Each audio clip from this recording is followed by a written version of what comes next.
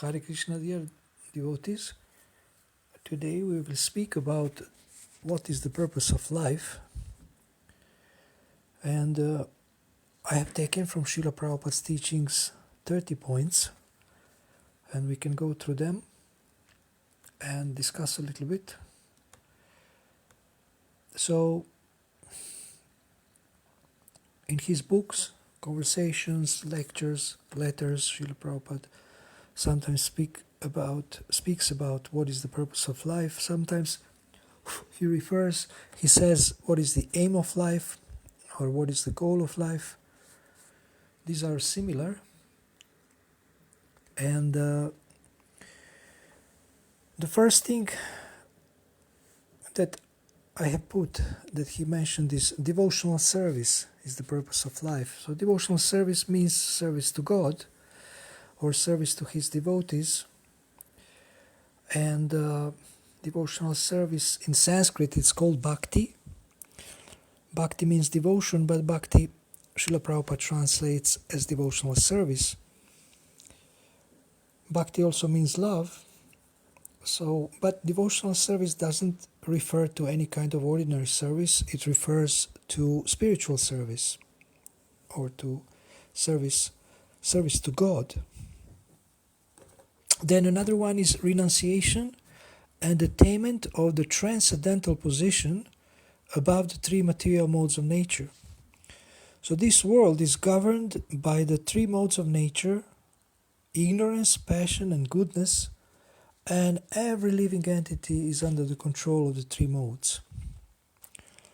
But if one is able to rise above these three modes and in this way attain transcendental position, then he is fulfilling the purpose of human life.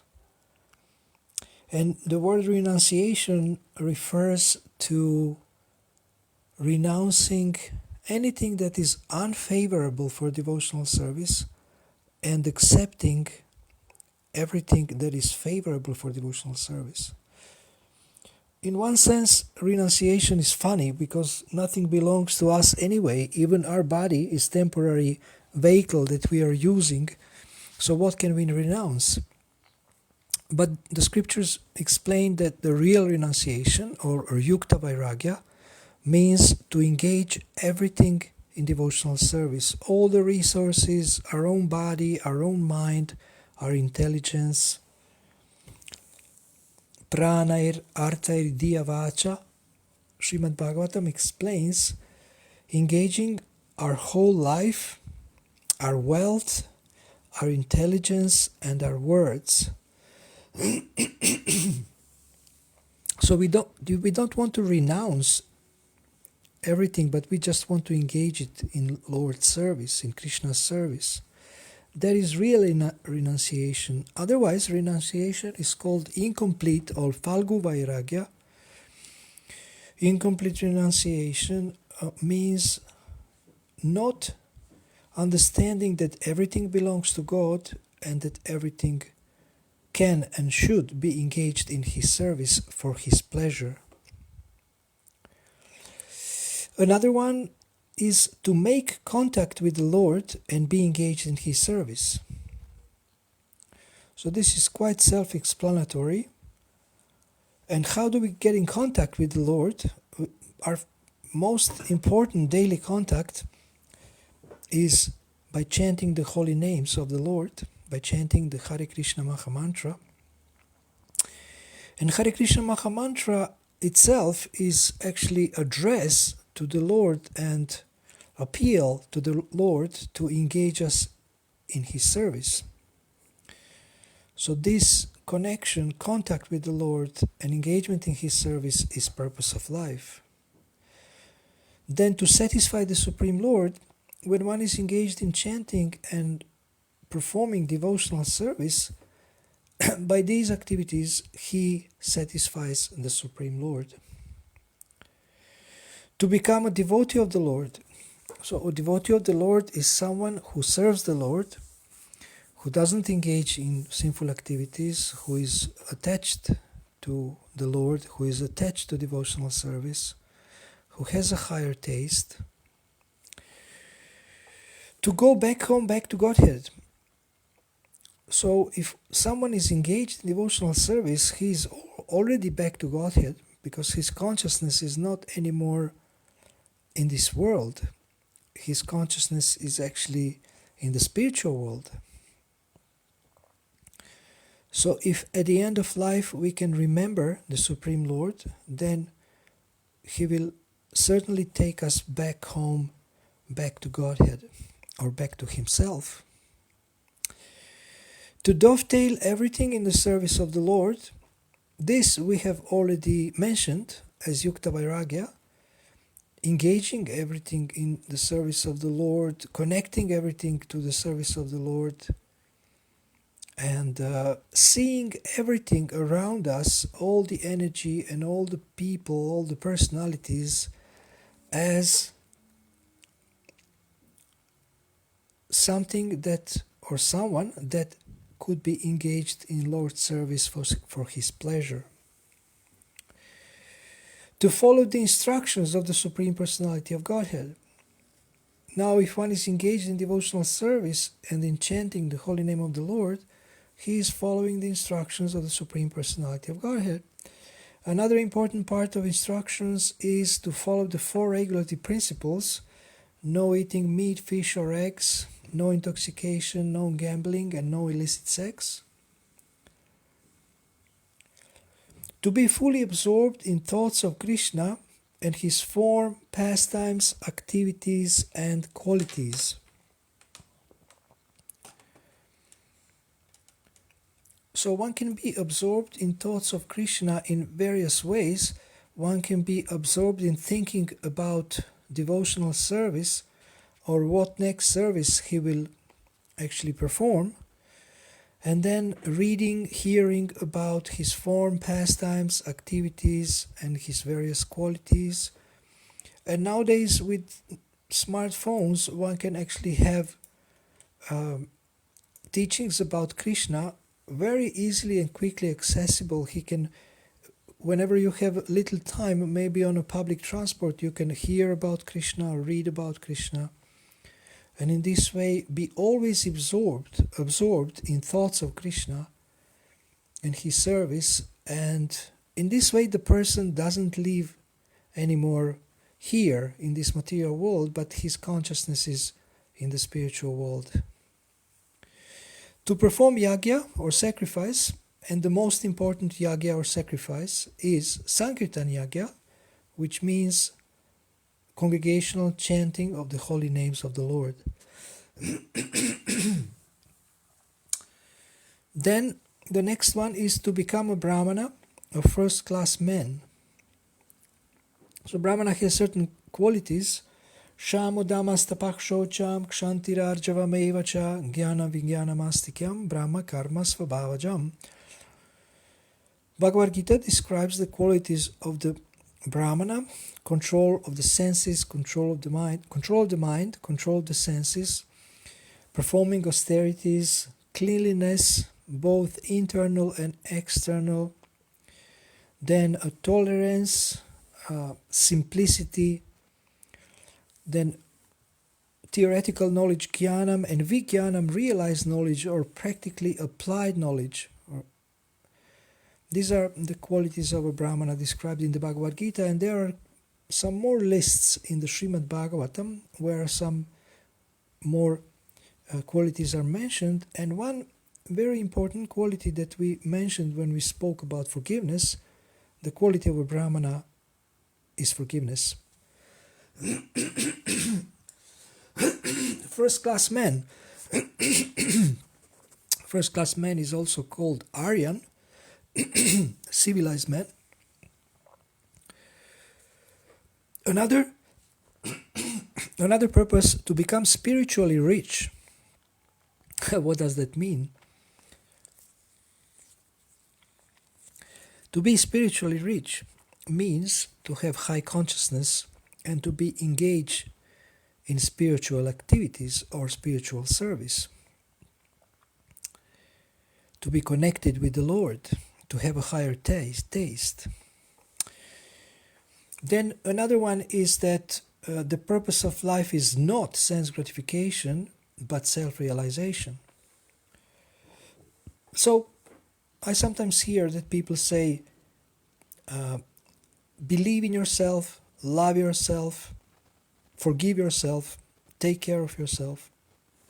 And then when I hear this, I ask, and which self are you talking about? What do you mean by self?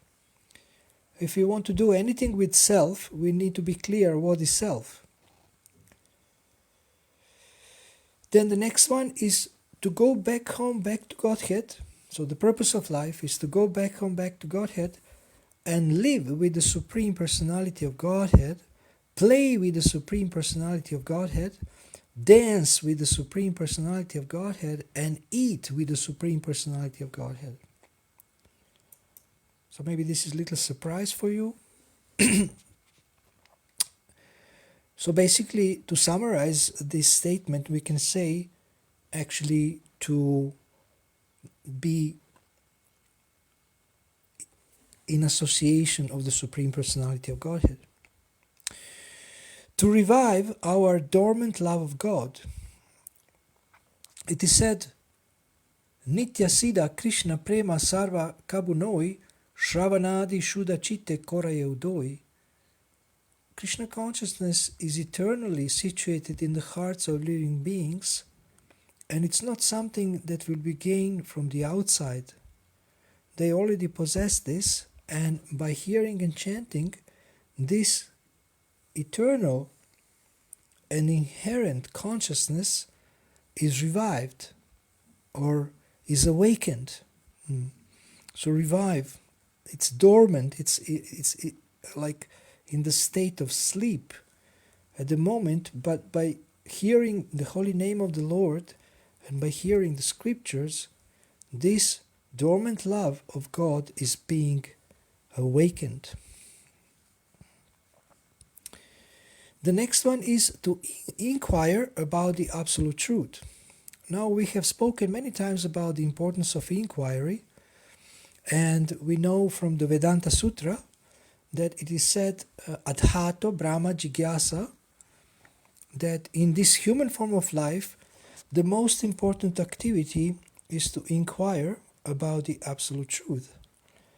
And in relation to this, we also want to know what is our relationship with the absolute truth, or what is our duty in relation to the absolute truth.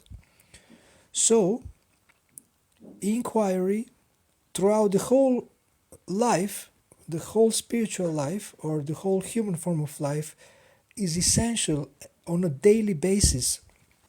We inquire of others, we inquire of our spiritual master, we inquire of the scriptures, and we also inquire of ourselves.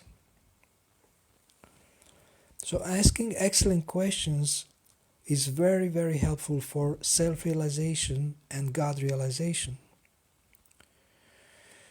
The next one is to attain the favor of Lord Vishnu, the Supreme Personality of Godhead. So how do we attain the favor of Lord Vishnu? It's very simple, by chanting his holy names and by engaging in devotional service. The next one is to remember Krishna when one's life comes to an end. So this is confirmed in the Bhagavad Gita, that at the end of life, whatever one remembers at the end of life, he will attain that position. The next one is to engage our time and energy in understanding God. So, of course, if we want to understand God, we need to hear about God, we need to learn about God. And in this way, we can engage our time and energy in understanding God. So, we take some time to listen every day, to listen about the Lord or to read about the Lord. And our energy, our faculty of hearing or seeing, we engage in understanding God. Another statement that describes the purpose of life is to stop this perpetual transmigration from one body to another, and revive our original spiritual position so that we can live an eternal, blissful life of knowledge. So when one revives his original position and original spiritual body, then he will stop the cycle of birth and death, which is also known as samsara. And he will be reinstated in his original eternal life full of bliss and knowledge. The next one is Brahma Jigyasa. This is already mentioned previously. Inquiry into the ultimate truth of life. A little bit differently phrased here, but it's the same point about inquiring about the ultimate truth or the absolute truth. Then, how to get away from this material bondage? How can we get away from this material bondage? We could answer this by saying that we get to develop spiritual bondage. Then we will be free from material bondage. And the primary way of getting free from material bondage is pure chanting of the holy name of the Lord. Then the next one is tapo divyam yena putraka shudyat sattvam. Tapo divyam means divine austerities. Now most people of the modern age don't like austerities, but most of us are forced to do some austerities. There is always some austerity. Even if you want material success or just to live material life, you are forced to accept certain types of austerities. But divine austerities are a different kind of activities, and they bring different kind of result. So for example, divine austerity is to chant the holy names of the Lord. And in the beginning it may be difficult to do that, but the more we do it, the more we develop a higher taste. Param drishtva nivartate. Another statement describing the purpose of life is to keep this body not for eating, but for keeping ourselves fit to understand what I am, Srila Prabhupada says.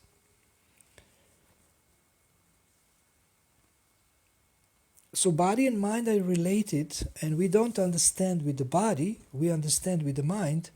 But if body is not used for sense gratification or for extensive sense gratification, then one can think more clearly with his mind and focus on understanding his eternal identity of Sachitananda, of the spirit soul, which is eternal, full of bliss and knowledge. Purpose of life is God consciousness, purpose of life is Krishna consciousness, purpose of life is meant for reviving our Sanatan Dharma, or occupation, our eternal occupation. Sanatan Dharma also means our eternal characteristic. We have just few more. How to get out of this repetition of birth and death? Again, this was mentioned, the cycle of birth and death, or samsara. Here it is described as repetition of birth and death. So the process of devotional service is helping us to get out of the repetition of birth and death. Then the statement that is coming before the last, it says what the purpose life is not. So the purpose of life is not dharma, artha, kama and moksha, four activities in which everyone is engaged in one way or the other. Some are engaged in some of them, some are engaged in all of them, some are engaged in many of them. So dharma, artha, kama and moksha, religiosity, economic development, sense gratification and liberation are not the purpose of life. The purpose of life and the goal of life is to attain pure love of God. And the last one is Sharanagati, surrender to Krishna. So we have looked at 30 statements by Srila Prabhupada about the purpose of life, and when we are trying to define our own purpose of life, our own personal mission or mission statement, then we can actually look at these statements and see what can become a part of our own personal mission statement. So you may ask yourself, what is the purpose of your life, and how the purpose of your life is connected or related to all these descriptions and statements of the purpose of life. So I wish you a wonderful day. Thank you for listening, and we will broadcast soon again. Hare Krishna.